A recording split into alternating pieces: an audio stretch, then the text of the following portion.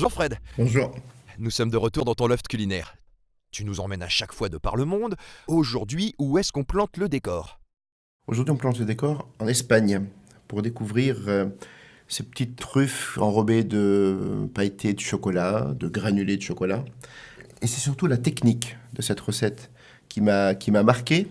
J'ai découvert une texture qui sortait d'une poche avec une demoiselle qui dressait ses trufas heladas, une texture complètement inhabituelle, super élastique, super brillante, super lisse. Et j'ai bien compris qu'il s'agissait d'une ganache dont le procédé était plutôt inhabituel par rapport à ce dont on a l'habitude de faire dans notre métier de chocolatier ou pâtissier en France.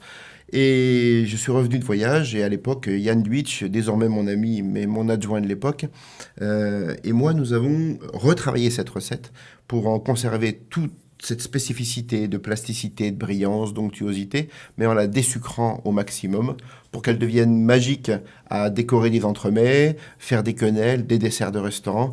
Vous allez voir, il y a de quoi s'amuser avec cette recette, c'est ce qu'on va faire juste maintenant. En fait, avec Yann, on a beaucoup travaillé sur la reformulation, puisqu'il s'agissait bien de reformuler la ganache. Donc en fait, le procédé reste classique, avec un ou deux petits détails qui changent par rapport à des ganaches dont on a l'habitude chez nous. Il y a une quantité de sucre inverti, il y a une quantité de glucose, une ganache avec le chocolat, et ensuite on va ajouter une quantité de crème froide sortie du réfrigérateur. Donc la ganache est bien chaude, bien émulsionnée, et on rajoute la crème froide, et là on laisse cristalliser impérativement une nuit. On utilise un chocolat Manjari. La crème est en train de bouillir.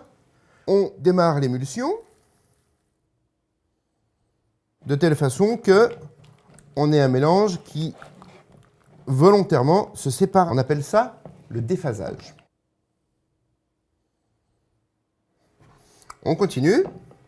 Et donc là, avec un tout petit peu de friction d'énergie, c'est la friction qui nous permet, comme une mayonnaise, de mélanger de l'eau avec de l'huile à la base de deux ingrédients qui ne sont pas miscibles.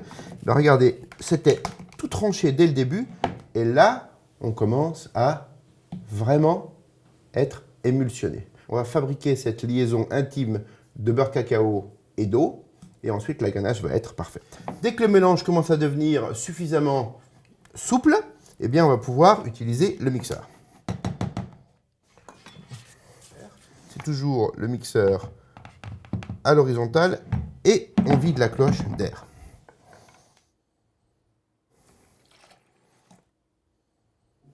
Faire une ganache en moins de 3 ajouts, c'est quelque chose d'impensable.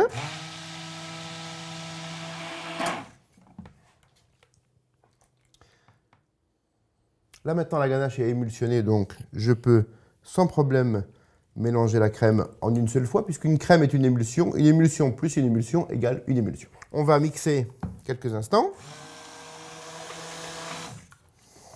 Ensuite, vous prenez le soin de le filmer au contact pour éviter qu'il y ait une croûte dessus.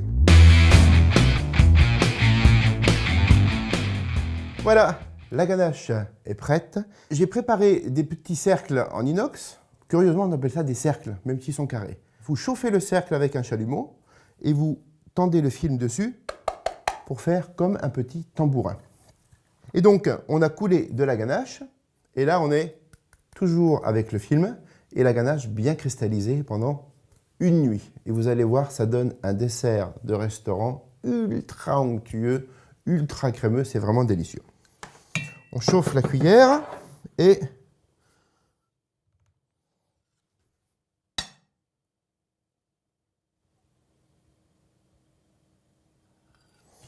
vous voyez le travail de l'émulsion là. Et quand on goûte ça, c'est vraiment divin. Je prends la ganache, je ne mélange pas, je vibre. Regardez la texture. Une sauce chocolat souple et regardez l'élasticité qu'elle a.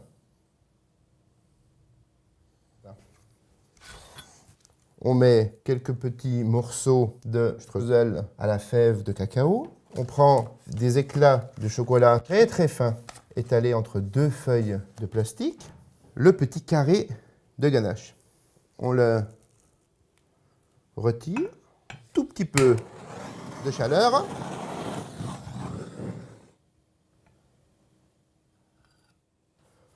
On démoule notre carré de chocolat. On peut y mettre des éclats de chocolat. On ajoute un petit peu de streusel.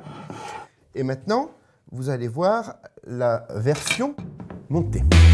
C'est une ganache qui est très utilisée par beaucoup de pâtissiers pour monter les bûches de Noël. Elle s'étale comme une crème au beurre. Elle est très plastique. On peut la rouler divinement bien. Alors, version accélérée, vous regardez ça.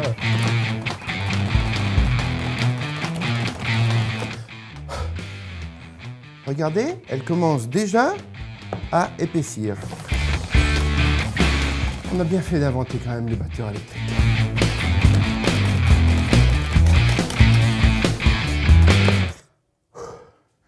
Ça y est, c'est fini.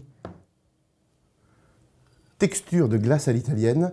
Et là, vous allez voir ce qu'on peut en faire.